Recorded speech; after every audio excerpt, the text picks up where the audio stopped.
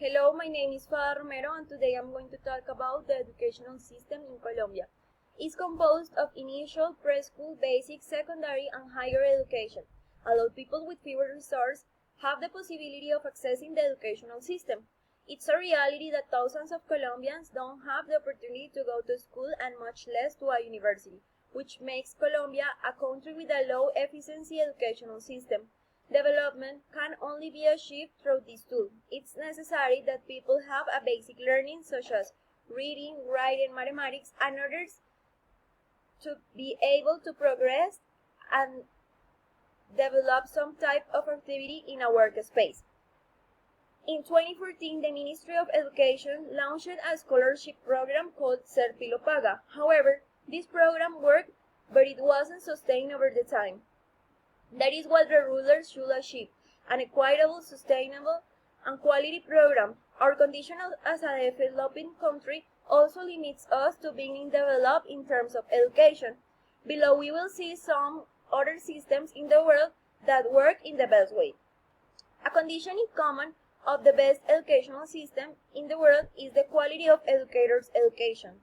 There is an international classification test called PISA, and this organizes the countries in terms of quality based on results. According to this, China, Singapore, and Finland are recognized as the countries with the best educational systems. In Singapore, all teachers are trained in the same institute and these are selected from the best university graduates.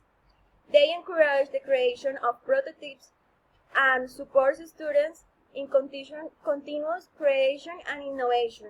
An environment of competitiveness is also fostered. In Finland, all teachers must have a master's level. Children start studying at age 7 and have short hours with long vacations and no exam. They also consider that the education segment by subjects doesn't prepare children for the future and they replace with thematic projects. In China, the system is demanding and competitive.